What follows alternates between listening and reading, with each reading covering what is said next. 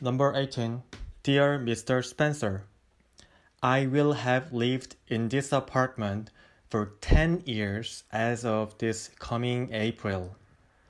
I have enjoyed living here and hope to continue doing so. When I first moved into the Greenfield apartment, I was told that the apartment had been recently painted. Since that time, I have never touched the walls or the ceiling. Looking around over the past month has made me realize how old and dull the paint has become. I would like to update the apartment with a new coat of paint. I understand that this would be at my own expense, and that I must get permission to do so as per the lease agreement. Please advise at your earliest convenience. Sincerely, Howard James. Number 19. Something inside told me that by now someone had discovered my escape. It chilled me greatly to think that they would capture me and take me back to that awful place. So I decided to walk only at night until I was far from the town. After 3 nights walking, I felt sure that they had stopped chasing me. I found a deserted cottage and walked into it. Tired, I lay down on the floor and fell asleep. I awoke to the sound of faraway church clock, softly ringing 7 times, and noticed that the sun was slowly rising. As I stepped outside, my heart began to pound with anticipation and longing. The thought that I could meet Evelyn soon lightened my walk. Number 20. I am sure you have heard something like, you can do anything you want if you just persist long and hard enough. Perhaps you have even made a similar assertion to motivate someone to try harder. Of course, words like these sound good, but surely they cannot be true. Few of us can become the professional athlete, entertainer, or movie star we would like to be. Environmental, physical, and psychological factors limit our potential and narrow the range of things we can do with our life. Trying harder cannot substitute for talent, equipment, and method. But this should not lead to despair. Rather, we should attempt to become the best we can be within our limitations. We try to find our niche. By the time we reach employment age, there is a finite range of jobs we can perform effectively. Number 21. Think of a buffet table at a party or perhaps at a hotel you have visited. You see platter after platter of different food. You don't eat many of these food at home and you want to try them all. But trying them all might mean eating more than your usual meal size. The availability of different types of food is one factor in gaining weight. Scientists have seen this behavior in studies with rats. Rats that normally maintain a steady body weight when eating one type of food eat huge amounts and become obese when they are presented with a variety of high-calorie foods, such as chocolate bars, crackers, and potato chips. The same is true of humans. We eat much more when a variety of good-tasting foods are available than when only 1 or 2 types of food are available. Number 22. The practice of medicine has meant the average age to which people in all nations may expect to live is higher than it has been in recorded history. And there is a better opportunity than ever for an individual to survive serious disorders such as cancers, brain tumors, and heart diseases. However, longer lifespans mean more people, worsening food and housing supply difficulties. In addition, medical services are still not well distributed, and accessibility remains a problem in many parts of the world. improvement in medical technology shift the balance of population to the young at first and then to the old.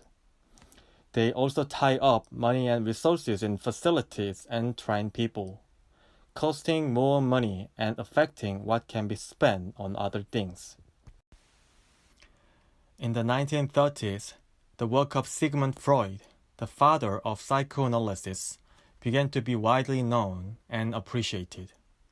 Less well known at the time was the fact that Freud had found out, almost by accident, how helpful his pet dog Joffy was to his patient. He had only become a dog lover in later life when Joffy was given to him by his daughter Anna. The dog sat in on the doctor's therapy sessions, and Freud discovered that his patient felt much more comfortable talking about their problems if the dog was there. Some of them even prefer to talk to Joffy rather than the doctor. Freud noted that if the dog sat near the patient found it easier to relax. But if Joffy sat on the other side of the room, the patient seemed more tense and distressed. He was surprised to realize that Joffy seemed to sense this too. The dog's presence was an essential calming influence on child and teenage patients. Number 28.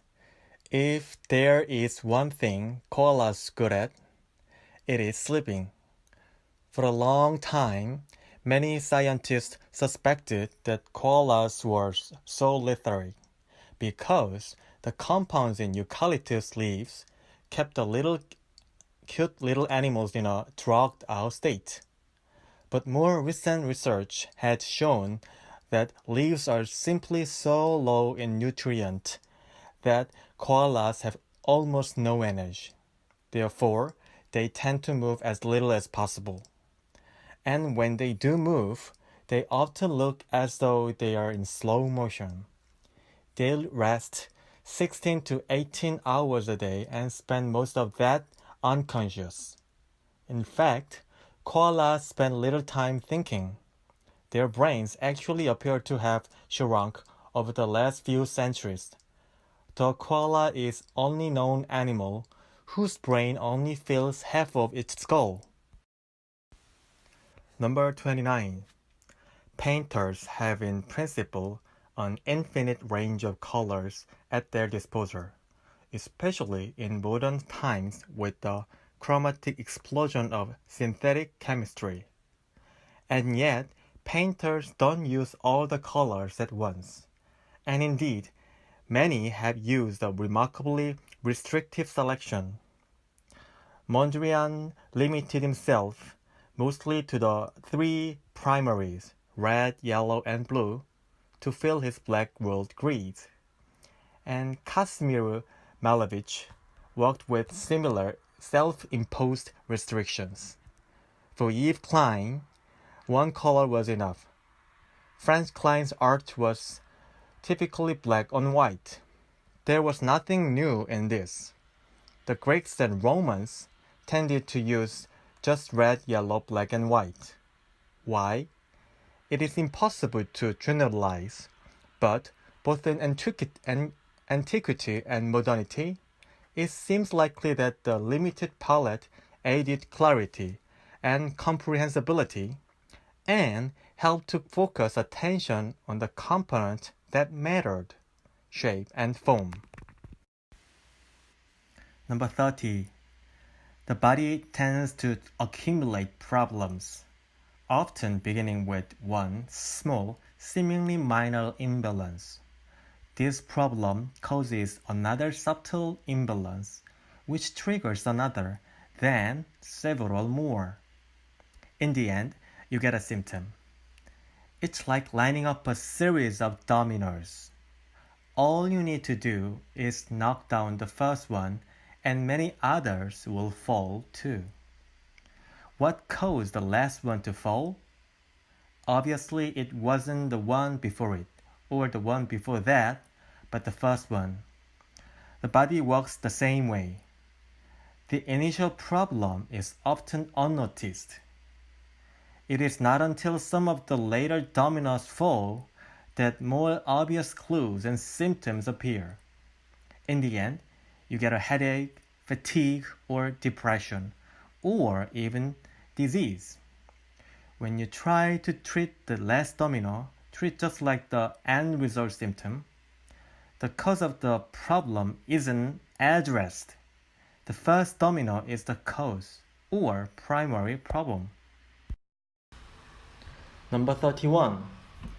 Would you expect the physical expression of pride to be biologically based or culturally specific? The psychologist Jessica Tracy has found that young children can recognize when a person feels pride.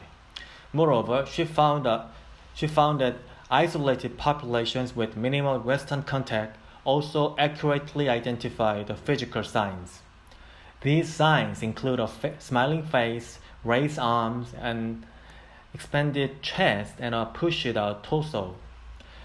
Tracy and David Matsumoto explained pride responses among people competing in judo matches in the 2004 Olympic and Paralympic Games. Sighted and blind athletes from 37 nations competed.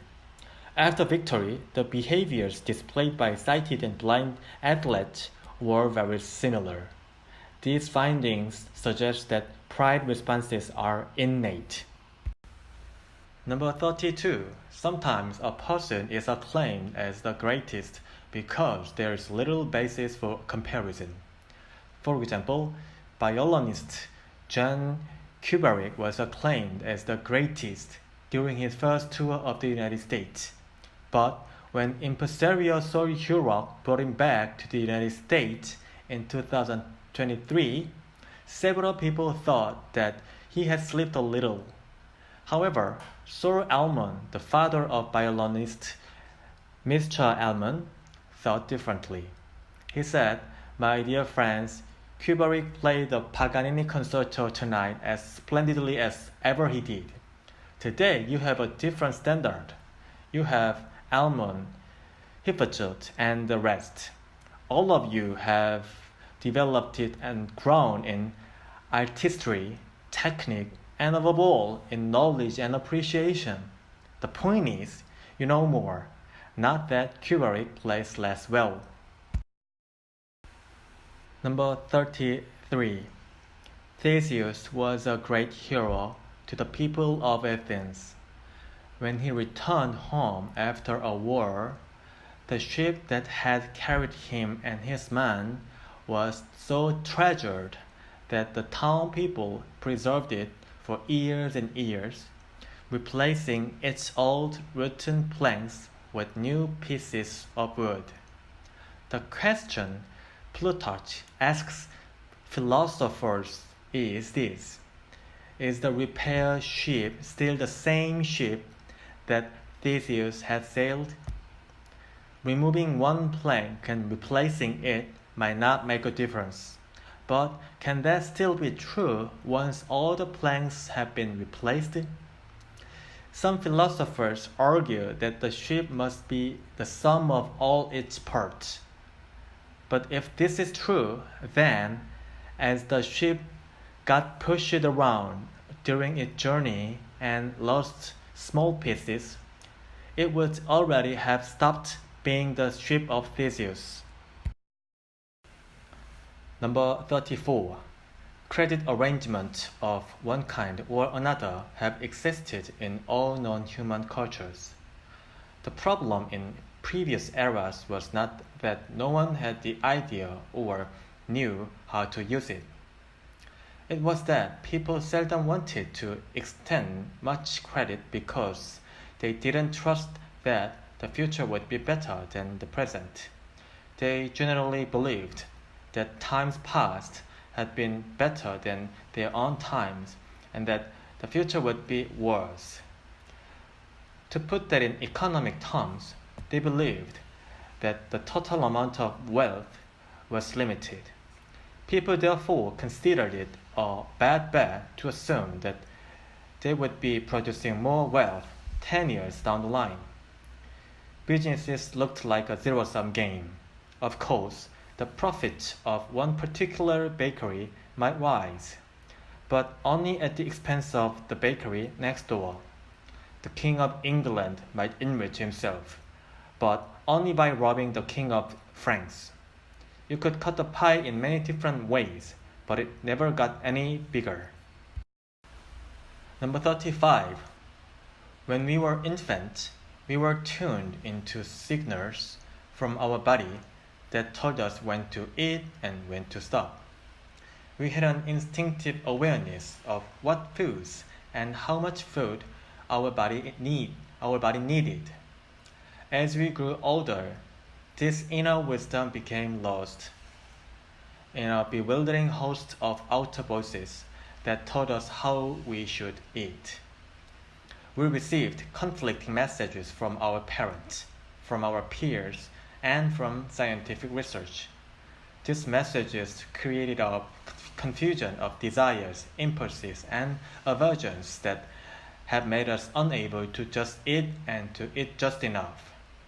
If we are to return to a healthy and balanced relationship with food, it is essential that we learn to turn our awareness inward and to hear again what our body is always telling us. Number 36. One of the first things I did in each classroom in South Milwaukee was to draw a diagram of the student desk, labeled with their names as an aid to recognizing them. At lunch in the first grade classroom, the first day I was present, a group of students came over, saw the diagram, and began finding their names on my picture. One said, "Where's your name?" and was not satisfied until I included a sketch of the chair by the bookcase where I was sitting, labeled with my name. It had not occurred to me that I needed to be included. After all, I knew where I was sitting and knew my name. But to her, my presence in the classroom was newest, most noteworthy thing that had occurred that day, and it was logical to include me. Her point of view was different from mine, and resulted in a different diagram of the classroom. Number 37. A little boy sees and hears birds with delight. Then the good father comes along and feels he should share the experience and help his son develop. He says, "That's a jay and this is a sparrow." The moment the little boy is concerned with which is a jay and which is a sparrow, he can no longer see the birds or hear them sing. He has to see and hear them the way the father wants him to. Father has good reasons on his side, since few people can go through life listening to the birds singing, and the sooner the boy starts his education, the better.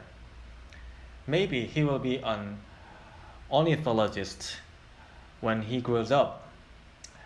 A few people, however, can still see and hear in the old way, but most of the members of the human race have lost the capacity to be painters, poets, or musicians, and are not left the option of seeing and hearing directly even if they can afford to.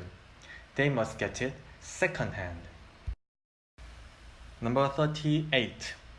It can be helpful to read your own essay aloud to hear how it sounds, and it can sometimes be even more beneficial to hear someone else read it.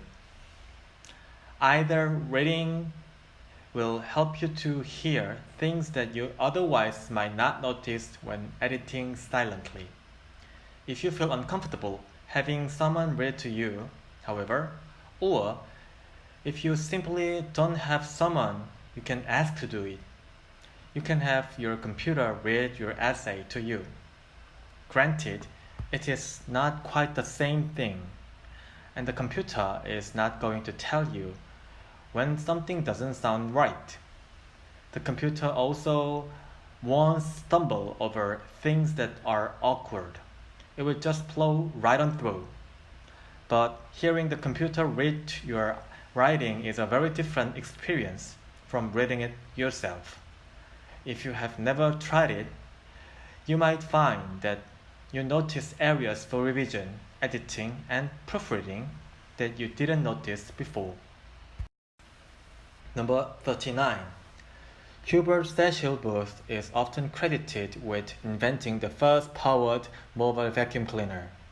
In fact, he only claimed to be the first to coin the term vacuum cleaner for devices of this nature, which may explain why he is so credited.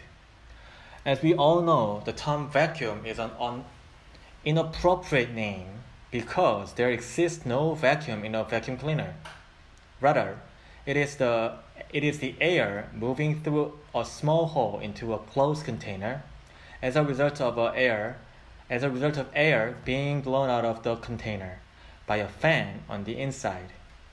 But I suppose a rapid air movement in a closed container to create suction cleaner would not sound as scientific or be as handy a name.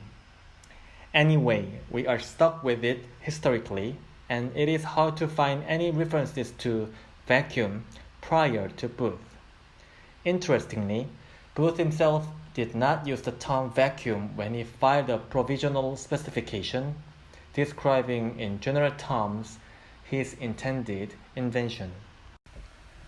Number 40. When a child experiences painful, disappointing, or scary moments, it can be overwhelming, with intense emotions and bodily sensation flooding the right brain. When this happens, we, as parents, can help bring the left hemisphere into the picture so that the child can begin to understand what's happening. One of the best ways to promote this type of integration is to help retell the story of the frightening or painful experience. Bella, for instance, was 9 years old when the toilet overflowed when she flushed it, and the experience of watching the water rise and pour onto the floor left her unwilling to flush the toilet afterward. When Bella's father, Doug, learned about the name it to tame it technique, he sat down with his daughter and retold the story of the time the toilet overflowed. He allowed her to tell as much of the story as she could and helped to fill in the details. After retelling the story several times, Bella's fears lessened and eventually went away.